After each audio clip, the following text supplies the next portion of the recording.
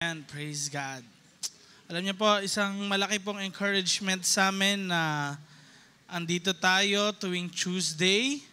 Kahit busy ang marami sa atin, and maraming schedules, but still, nagbibigay tayo ng time sa gatherings. Amen. Praise God. Tayo muna yung manalangin bago tayo dumako sa sharing natin. Lord, we thank you dahil tunay na tapat ka sa aming buhay, and we believe, Lord, na yung mensahe mo ngayong gabing ito patuloy na mananatili sa aming puso. Tanggalin mo, Panginoon, anumang bigatin ng mga kapatiran ko, kapatid ko, Panginoon, na pumunta sa lugar na ito. Mga pumunta sila, Lord, na dry sila or maraming mga burden sa kanilang puso. Lord, sa aming pakikinig, dalangin ko po na maramdaman nila yung kagaangan ng burdens nila dahil nandito ka.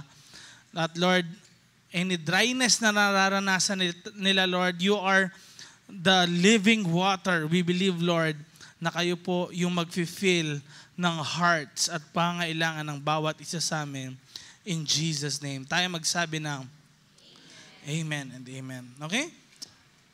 So, sino nandito last week? Amen? Taas nga kamay para makita ko. Ayan, praise God.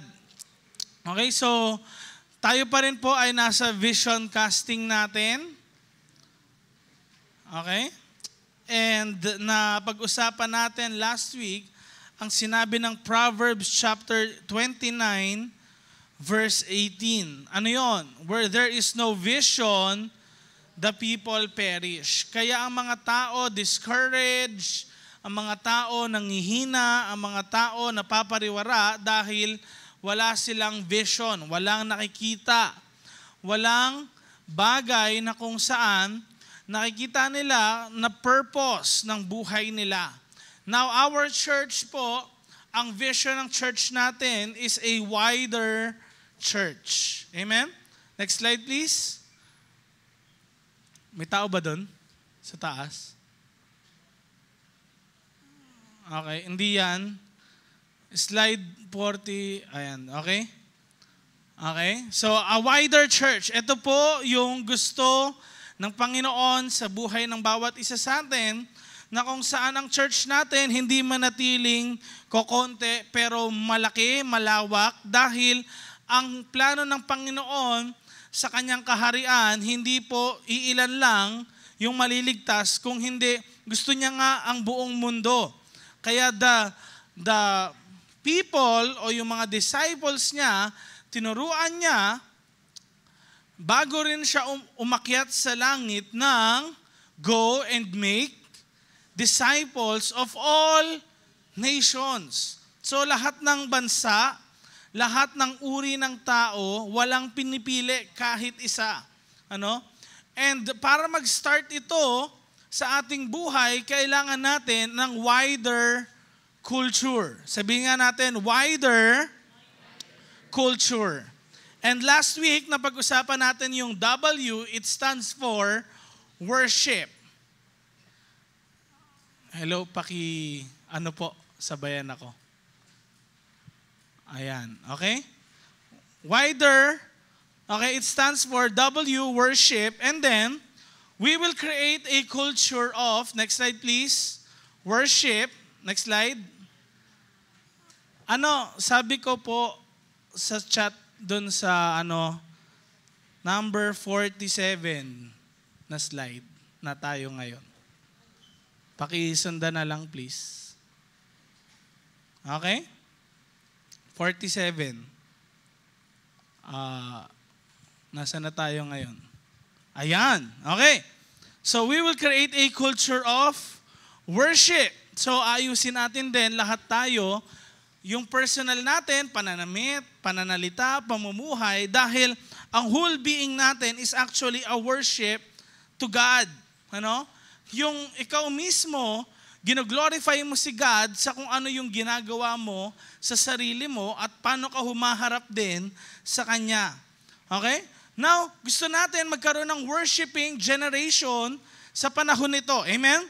Gusto natin mag-raise up ng generation na matindi, talagang sumusunod kay Lord, nagpapagamit sa Kanya in so many ways. And kaya meron po tayong once a month convergence worship na gagawin. No, sino ditong naging masaya nung Sunday, kumanta tayo, grabe, parang walang katapusan na. Every praise, di ba? Gusto natin talagang ma-feel ng mga taong darating na hindi po boring sa church.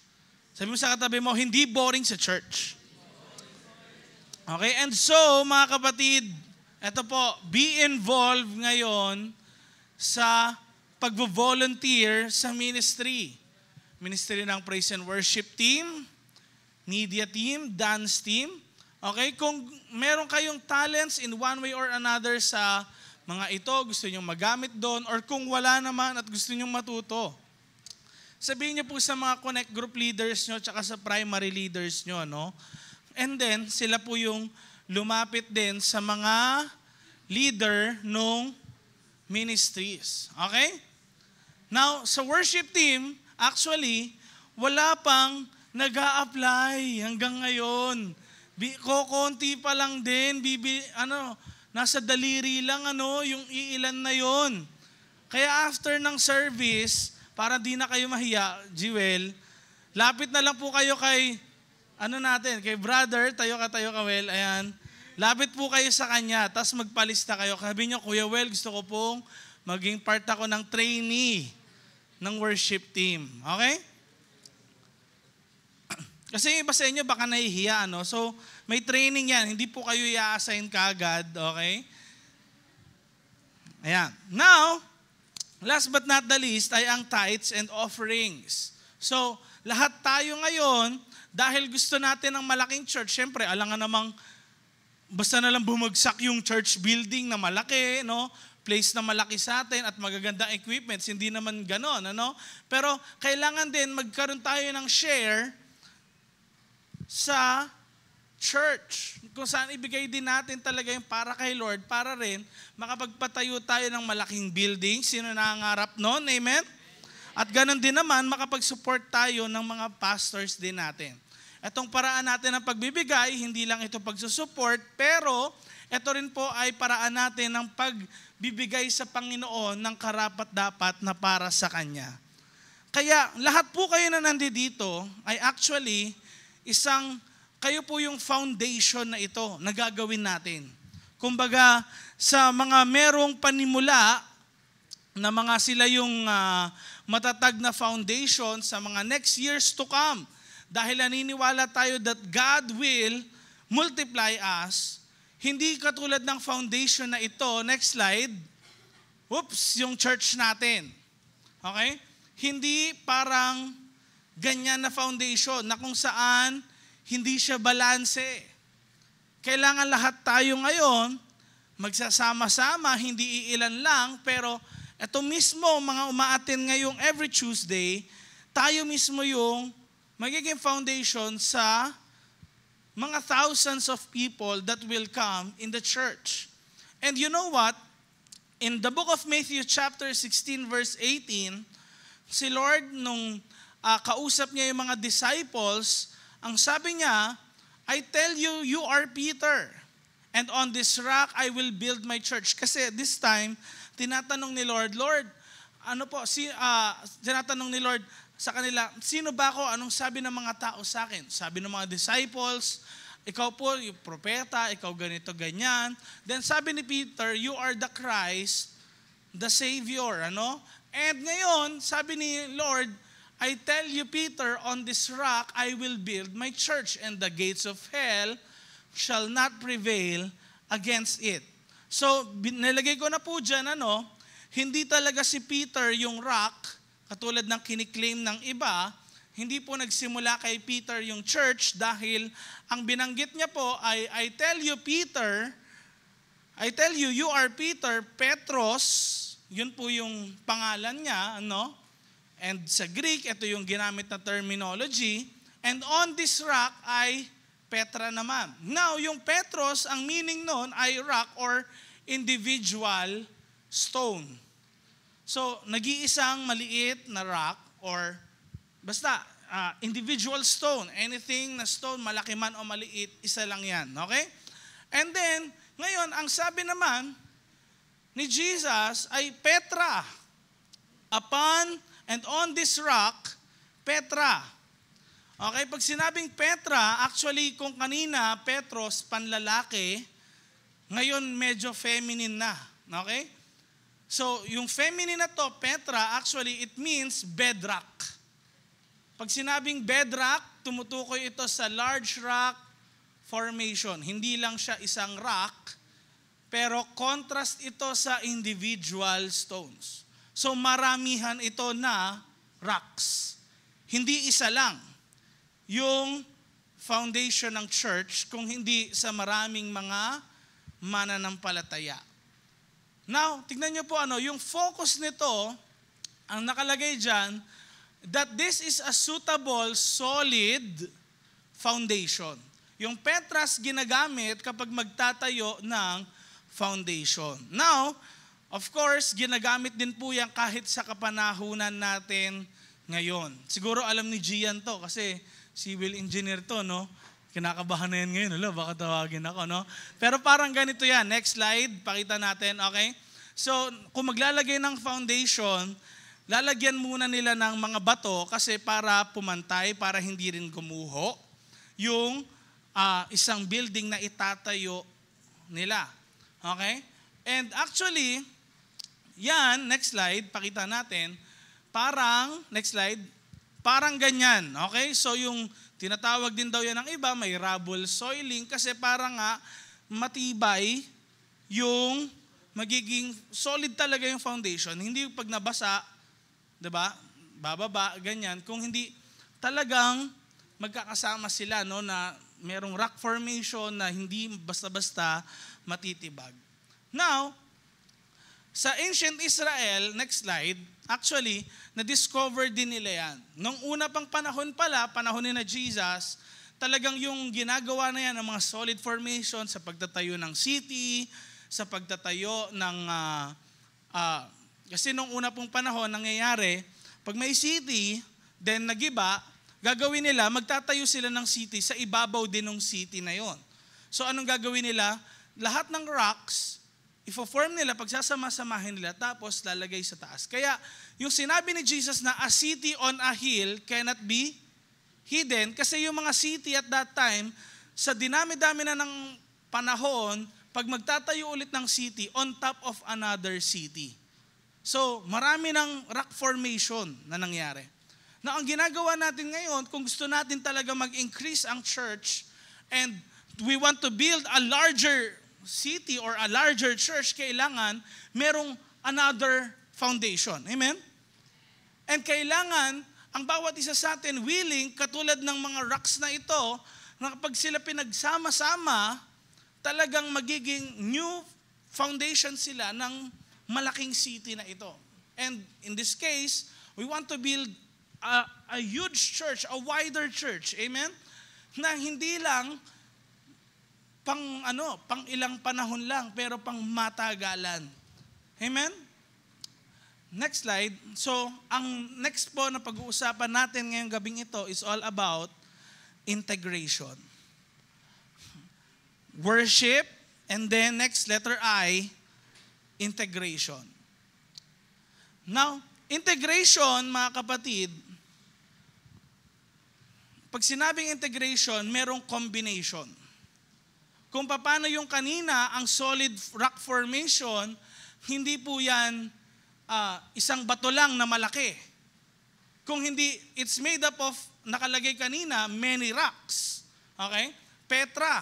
Ibig sabihin, maraming bato, hindi isang bato lang. Okay? So, ngayon, kailangan, kapag tayo ngayon magkakaroon ng magbubuo ng isang solid foundation, kailangan makita muna natin yung iisang identity natin. Kailangan ma-recognize natin yung identity natin. Ano yun? Iisa tayo ng pag-iisip, iisa tayo ng ginagawa, iisa tayo ng focus, iisa tayo ng purpose. Okay? Kaya ka nandiyan dyan dahil ikaw ay may purpose. And you know your identity. Ikaw po ay Christian. Sabi mo sa katabi mo, Kristiyano ka, kapatid. So pag sinabing Kristiyano, ikaw ay follower ni Jesus. Alam natin yan. Pag sinabing follower ni Jesus, hindi basta kilala mo lang si Jesus, pero meron kang relationship kay Jesus at alam mo na siya yung Diyos ng mundong ito. Mundong ginagalawan natin. Now, kailangan din natin ma-recognize that as a Christian, you are in this world. Nandito ka pa sa mundong ito.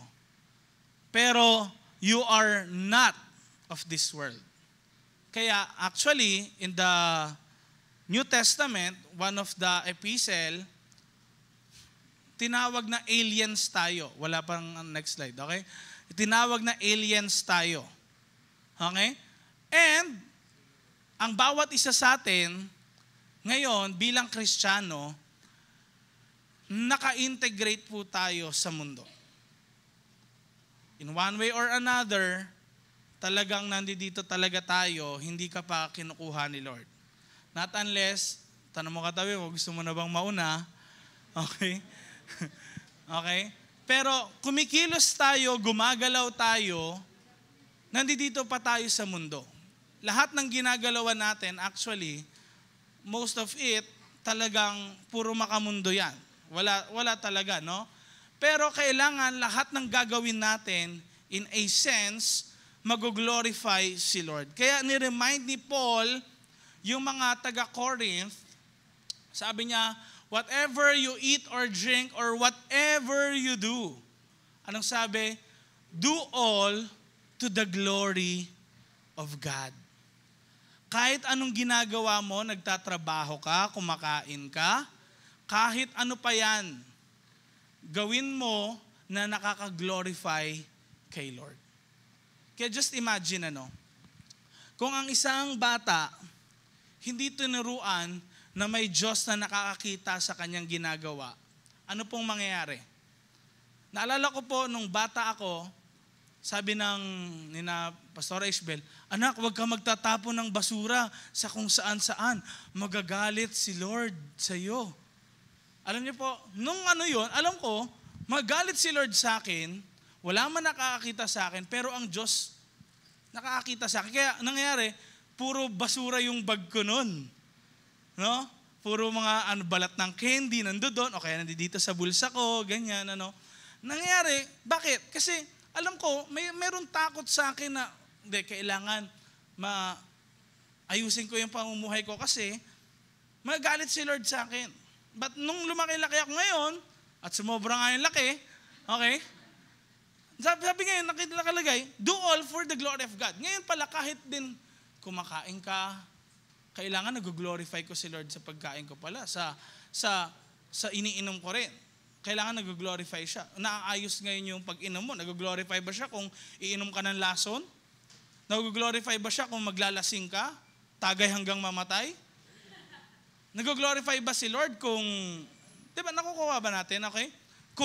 Kung tayo rin mismo ngayon, may ginagawang hindi magaganda kahit sa nagtatrabaho tayo. Now, the way of Jesus, mga kapatid, kung paano si Jesus mamuhay,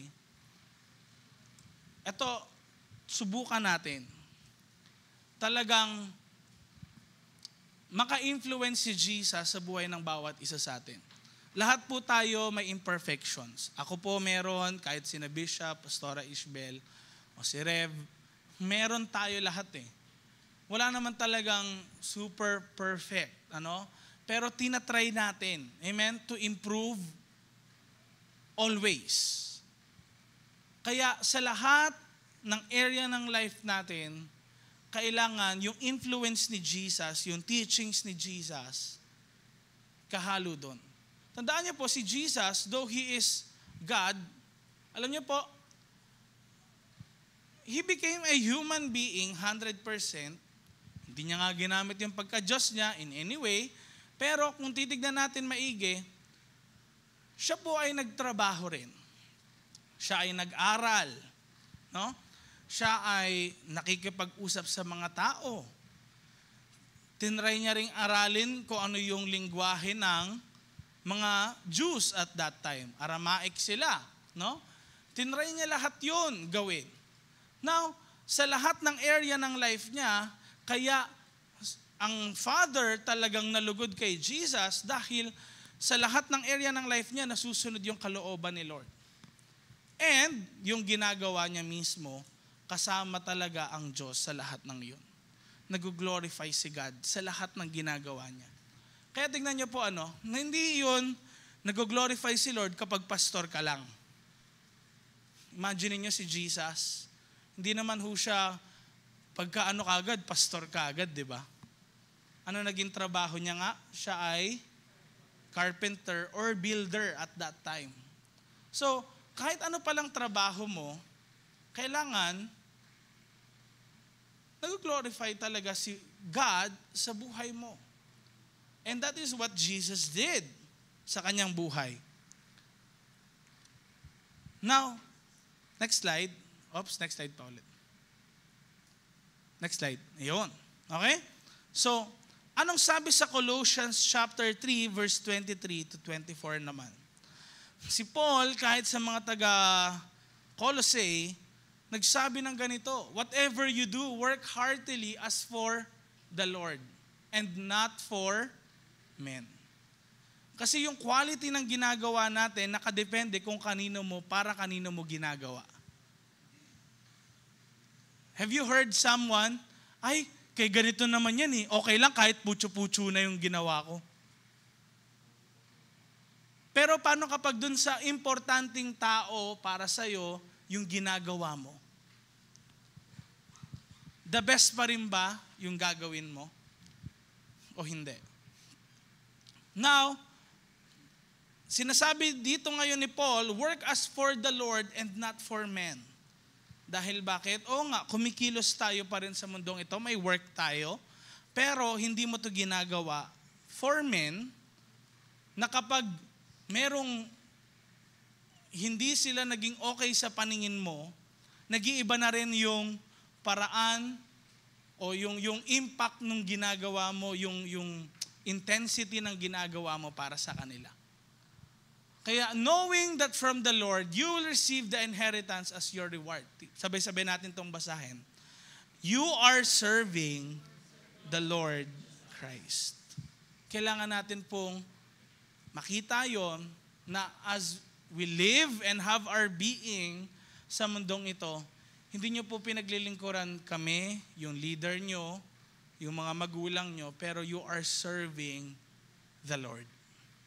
Kaya sa lahat ng gagawin mo, best. Kung nauna yung worship natin nung nakaraan, di ba? Hindi yung worship mo, worship lang na normal. Kung hindi worship na best. Kasi yung wino-worship mo, hindi tao. It's God.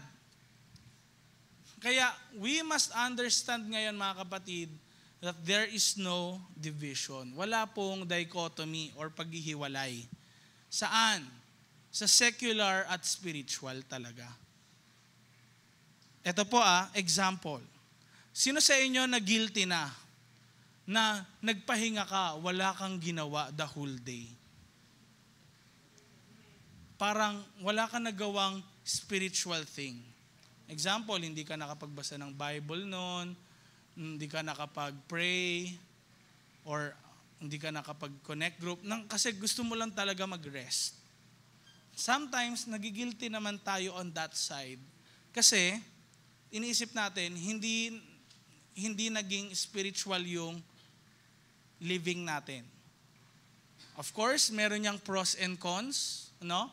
Pero in a sense, kaya po walang divide dahil yung ginagawa natin talaga lahat spiritual. Pag sinabi ko pong secular, kasi at times ganito, no?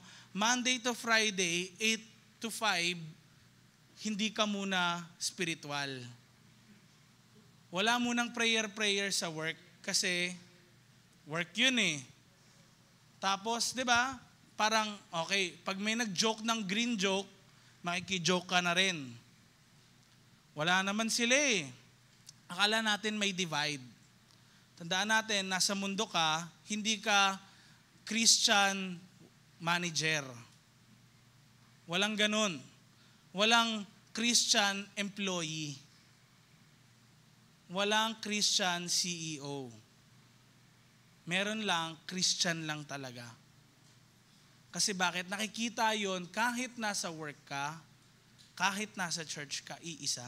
Ngayon, kapag nangyayari, iba yung lumalabas. Kapag nasa work ka, parang hindi ka Kristiyano. Then pag nasa church, Kristiyano ka, may problem. Bakit?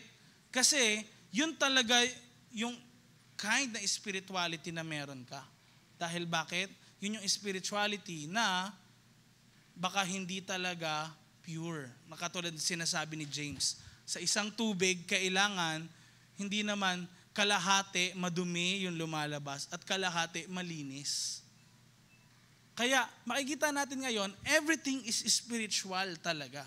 Kasi para kay Lord. Hindi pwedeng Saturday, Sunday, and ito, Tuesday lang na ganito, spiritual muna ako, tapos makakalimutan mo na si Lord. Pag nag-work ka, pag kasama mo na friends mo, family members mo, o kaya, hanggang anong oras lang ba tayo? Hanggang 9:30? Okay, 9. Sige, mamaya pag uwi ko, wala nang spiritual. Hindi ganoon. Kailangan makita natin that we are in this world and everything matters to God. Kaya kung ikaw, maglalaro ka nga ng game sa cellphone mo, make sure na hindi yon parang nangyari naglaro ka ng games 5 hours, tapos pagbabasa ng Bible, 5 minutes. Kasi bakit? Para nangyari, pang pastime mo lang yung pagbabasa na ng Bible, and then yung paglalaro mo is, yun na yung norm mo. Priority mo. Kaya makikita natin ngayon, hindi natin sinasabi po na wag maglaro, hindi natin sinasabing wag gumawa ng kung ano-ano man, pero sinasabi natin, kailangan matimbang pa rin yung things that we do for the Lord. Pag naglalaro ka, di ba, minumura mo yung noob ka. Tapos mumurahin mo pa siya, di ba? Dahil bakit? Ganun Pero kailangan makita si God in all that you do. O paano pag nag-live selling ka? Wala na ba si God sa picture? Baka hindi ka nag-opening prayer. Kaya wala kang viewer. Di ba? Baka sa TikTok mo, puro jokes, puro ganyan. Wala naman si God. Ouch. Joke lang. Makita natin, kailangan ilagay mo si God doon. Part si God sa buhay mo. Hindi siya parang yung at times, minsan, ganyan. Parang ganito, no? Sige, Lord, sa Bible ko, sa cellphone ko, sa ibang application ko, Lord, eto na, diyan ka. Pero sa TikTok ko, Lord, wag mo pakialaman. Facebook ko, Lord, wag mo pakialaman. Hindi pwedeng ganon. Kailangan kasama talaga si God. Because everything is spiritual. Everything matters to God. Amen? Now, gusto natin magkaroon po, mga kapatid, ng united culture. Paano magkakaroon ng united culture? So, mga kapatid, sa mga leaders na nandito, transfer members whom you cannot meet regularly. Kung nakikita mo talagang hindi mo sila kaya i-meet, sabihin mo sa kapwa mo leader na alam mong available sa time na available yung taong yon or mas close sila sa'yo, kayo na yung mag-meet sa kanila. Do not hold on dun sa member mo na parang gusto mo lang pamparami para sa reporting. Tapos hindi mo naman nami-meet. Kasi pag tinanong ko po yung primary leaders namin, halimbawa ganito, no? Lahat po ng members ko ay 15. Halimbawa, example lang yun, Then, ilan yung uma-attend? 7 po. Ano nangyari sa 8? inconsistent po, inactive. Bakit? Di ko po kasi nami-meet ganito, ganyan eh. Bakit pa nasa'yo? Nakuha natin? Kung siya or ikaw yung may problem sa schedule, sa iba na kung merong kayang mag-handle sa kanila. Bakit? Kasi kailangan ho natin para yung plant. Okay? Nung panahon po na pumunta sina Bishop and Pastora Ishbel, nakalimutan ko kung saan sila pumunta, pero it's for a few days, sabi sa akin ni Mama, anak, bilin na bilin ko sa iyo, ha? Kailangan diligan mo yung plantita ko. Sabi niyang ganon. Then, alam niyo po, nakalimutan ko isang araw. Parang ganito, diligan ko naman ngayon. Next, hindi ko nadiligan. Then, diniligan ko ulit. Tapos di ko na naman nadiligan. Alam niyo nangyayari kapag mayroong inconsistency sa ganon?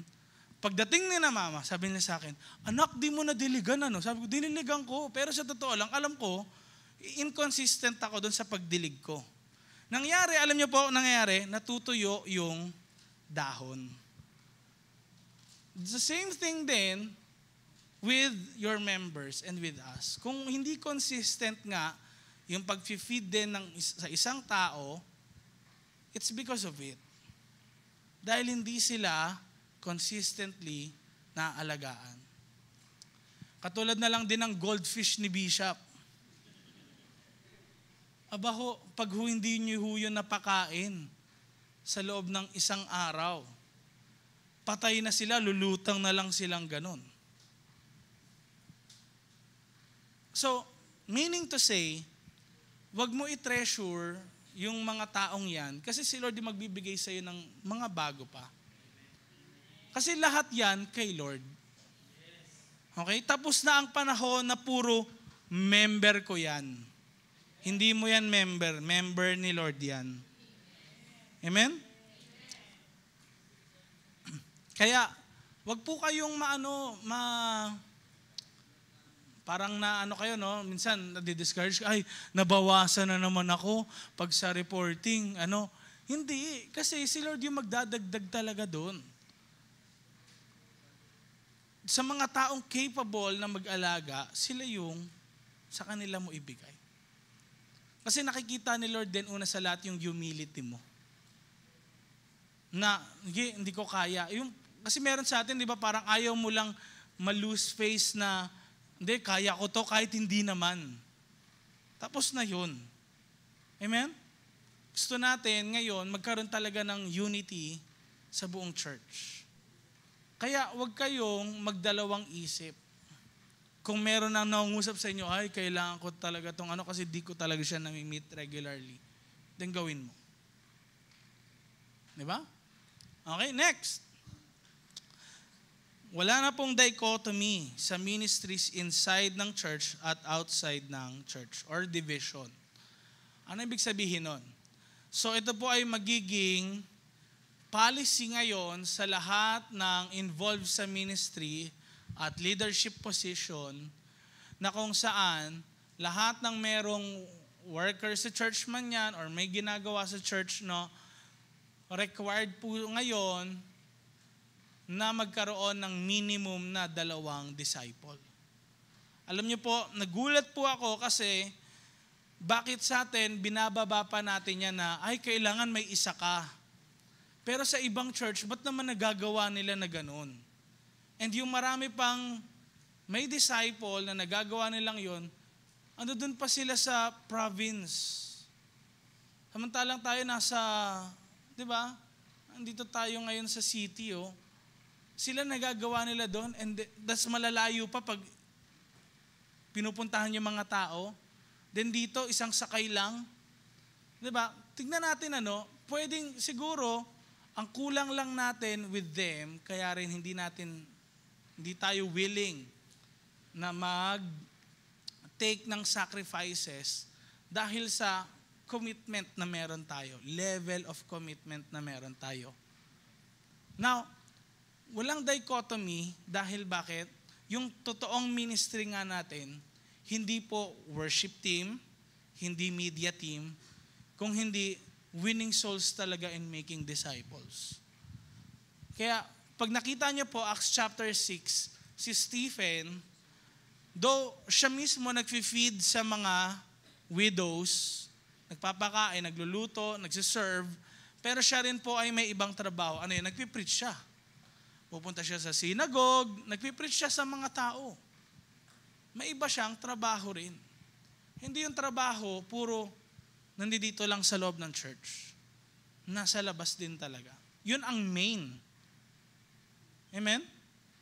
Yun ang main talaga na trabaho natin. Yung dito, it's an additional lang din. Kaya, lahat ngayon, kung gusto mong mapabilang sa loob ng ministry sa church, kailangan talaga meron kang minimum ng 2. Hindi kasi po pwedeng isa, dahil pag nawala na yung isa, madaling mawala yun eh. No? Yung isa na yun. Kailangan talaga 2. And kailangan umaattend. Kaya mangyayari po dyan mga kapatid, monitor po yan ng mga ministry heads. Okay? I-monitor yan ng ministry heads. Kung talaga ba rin umaattend yung members nyo. So just imagine, kung meron po tayong 50 na workers, alam natin, every Sunday may dadalo na 100. Nakuha natin? Whether or not na merong may umalis or hindi umaten, alam natin kaagad may dadalo 100. Kasi may workers tayo na 50. Yun po yun eh. Kaya as you grow talaga in the Lord, leadership is actually sacrifice. It is not just an influence, pero pagdating sa service, it is sacrifice. Kaya ngayon, tignan natin ngayon yung minimum of 2 disciples, actually nagulat po ako kahit sa ibang church na malalaki, mga Church of God at iba pa, talagang naging nila yun eh. Standard nila yun eh. Yun talaga po yung norm ng mga malalaking church. So kung ibababa natin, sila norm nila, malaking church, so ganun. So alam mo yun? So magiging ganito na lang din talaga tayo. Kung di natin iaangat. Kailangan kasi yung standard ng paraan ng foundation natin, yung matibay, yung kayang i-handle yung mabigat, yung malaki, na ilalagay mo sa taas. Kung hindi matibay yung foundation natin, ano mangyayari? Di ba? Bibigay talaga. Kaya ano nangyayari madalas kapag, may maraming na-invite na VIP sa church. Ano nangyayari? Lumalabas din, nawawala rin. Kasi bakit? Hindi strong talaga yung foundation natin to handle that many people. Kailangan din natin, hindi tayo puro faith. Kailangan may works din tayo. Nakikita natin na hindi, kailangan alam ko yung ability ko, kaya ko to, ganyan. Okay? So, yan yung minimum lang natin, 2 disciples.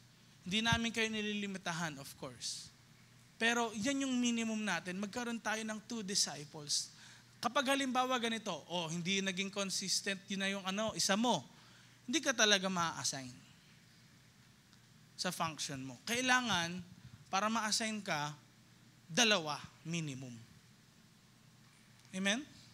Kaya nyo yan. Alam nyo po, nagulat po ako kasi nung nito po, nagkaroon kami ng field trip sa school, and then nakausap ko yung missionary ko na professor. Alam niyo po, nagulat ako sa kanya. Sabi niya, missionary ako since 1980. Sa Nepal, pumunta siya, sa India, sa Cambodia, sa Singapore. And then, tinanong ko, kayo lang po ba? Minsan, ako lang. Minsan, may kasama ako, 2, ganyan. Or isa pa. Sabi niya, yung mga tao daw na sinesharan niya, nagulat siya. Kasi, nag-evangelize siya ng iilang mga tao. And then, after 3 months, yung ilang tao na yun na in-evangelize niya, nagdala ng tig-iisa within 3 months. Alam niyo po, nagulat din siya kasi umalis siya lang saglit, may ibang kailangan siyang asikasuhin, may iba pong nag-handle doon. After yung a year na yon, from iilan na yon, bilang lang sa kamay, yung mga tao, naging 400 yung tao. Bakit? Like, di ba, ano-anong meron sa kanila na wala sa atin? One thing na meron is what? Heart of compassion. Hindi pwedeng mahal mo lang si Lord, yung mga tao di mo mahal. It's always loving God and loving people. Hindi pwedeng loving God lang. Hindi mo mapapakita na talagang mahal mo si God kung hindi mo mahal yung mga tao. Amen?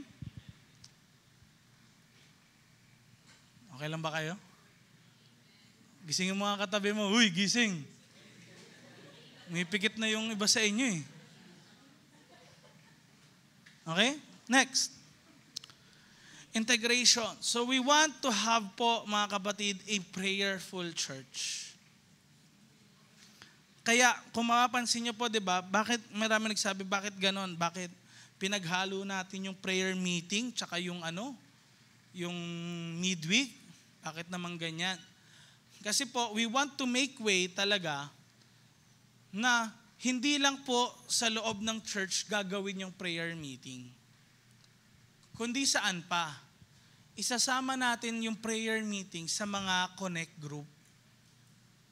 Alam niyo po, si Yonggi Cho ng South Korea, siya po yung merong pinakamalaking church doon, na nag-gather sila. Pero, actually, during time ng war, Bible study sa mga tahanan, yung ginawa nila. At yung prayer meeting, bahay-bahay talaga. Hindi sila kasi makakapag-gather ng isang gathering na malaki rin. And alam natin sa panahon din ngayon, tignan nyo ho yung uma-attend ngayon sa prayer meeting. Diba? Kung ilan yung attendance ngayon, baka ito ay 1/3 or 1/4 lang talaga ng uma-attend during Sunday. Diba? So what will happen sa iba? A prayerful church, or ang hindi prayerful na church, hindi magiging powerful na church. Kailangan lahat tayo ngayon ma-engage talaga sa prayer. Alam niyo po, one thing na tinuro ni Jesus sa mga disciples, hindi paano mag-preach, kundi paano mag-pray. And kung hindi matututo yung mga members nyo na mag-pray, walang mangyayari. Alam niyo po, nung bumaba yung Holy Spirit sa mga disciples in Acts chapter 2, actually, sila po ay gathering in prayer. Gusto natin, yung mabibuild natin na wider church ay katulad po ng Acts chapter 2. Now, yung mga tao, yung 3,000 na saved, tignan niyo po ano nangyari. Verse 42, they devoted themselves to the apostles' teaching and the fellowship, to the breaking of bread and the prayer.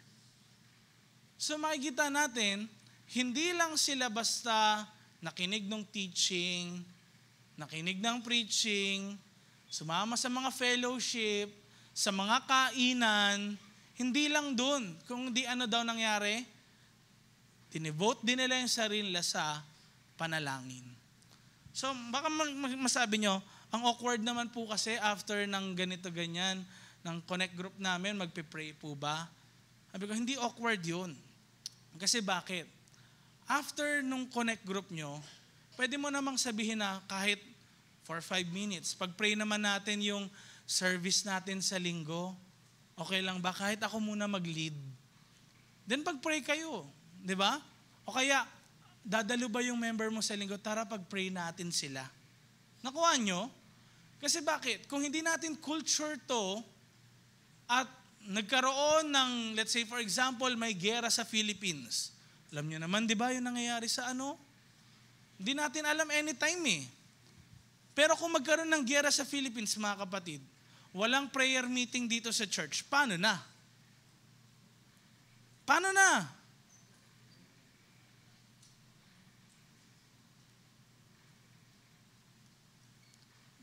Kaya, kung titignan natin, yung prayer meeting sa connect groups, talagang kailangan ginagawa. Huwag po kayong mahiya. Kasi may bunga yung prayer. Unless wala talaga nangyayari sa prayer mo. kaya ka rin tinatamad mag-pray. Pero, mga kapatid, we pray because we rely unto God.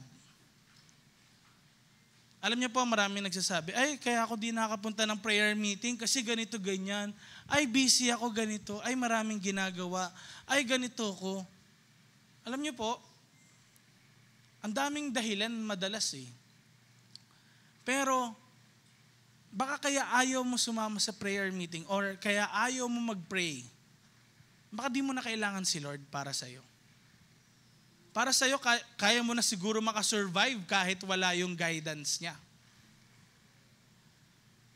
We pray because we need God in our lives.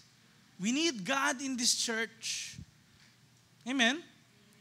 Kaya tayo po nandito, hindi dahil sa in-invite lang tayo, pero kailangan natin siya sa ating buhay. Next slide. Mga kapatid, prayer kills pride. Sabi ni Vladimir Savchuk, you pray because you trust God, not yourself. Diba, pag humihingi tayo ng guide, ito na nga lang eh. Sino dito kapag di mo alam yung lugar na pupunta mo, di ba lagi ka nag-Google Maps or Waze? Bakit? Kasi kailangan mo ng guide. And that is our way of actually saying, God, hindi ko po alam yung pupuntahan ko. Hindi ko alam, Lord, yung gagawin kong decision. Lord, hindi ko alam kung traffic or baka malate ako dun sa plano mo sa akin. Pero Lord, I trust you. Di ba, hindi mo nga alam siya kung ililigaw ka ni Waze, di ba? Pero, in this case, sa ating mga buhay, para ma-destroy yung pride natin, hindi tayo kailangan nakatayo, kailangan nakaluhod. If we are humble, dun mo pinapakita yon sa pagpe-pray mo. Amen? Kaya, encourage your members, mga kapatid. Kung hindi sila nag-work ng ganitong oras, invite them in prayer. Amen? Invite them to come to church. Kaya, a prayerful church. Sabihin nga natin, a prayerful church. Okay? And last but not the least, ito po, yung one-on-one natin, sasama natin siya sa ginagawa natin kung hindi nyo po kayang ma-meet ng isang buong grupo yung members nyo. Kasi meron po ditong mga iba, talagang di nila kaya talagang ma-meet ng isang gathering, edi try mo. You can do one-on-one with each one ng members mo. Okay? Gusto natin ngayon, hindi lang basta puro gathering kasi and all. Alam naman natin, yung iba sa atin, di ba, may mga members na working din, meron mga may anak, may mga kailangan din gawin yung iba. So, kung hindi mo sila ma-meet, do other stuffs na makakatulong sa'yo. Like one-on-one. Pwede rin po yung di one-on-one. Actually, pwede mong hatiin, pwedeng tatlo or ilan. Kaya lang po nilagay dyan na one-on-one, okay? Para lang sa mga specific na merong ano. No? Okay? Una, a wider church is all about creating a worshiping culture. Second, a wider church is all about integration, having a united church. Amen? So next week, pag-uusapan po natin ang letter D. Ano yun? Discipleship. Okay, tayo po yung manalangin. Lord, we thank you because truly, you are God and you are gracious po sa buhay ng bawat isa sa amin. Lord, ang tanging panalangin po namin, prepare our hearts for the harvest. Prepare our hearts, Lord, dahil ang church po na ito ay palalaguin nyo. Ang church na ito ay papasaganain nyo, Panginoon. Lord, sa mga nag-iisip dito na nahihirapan ako, hindi ko kaya mag-handle ng tao, Lord, give them the faith na hindi nila talaga kaya, pero Lord, pagkasama ka namin,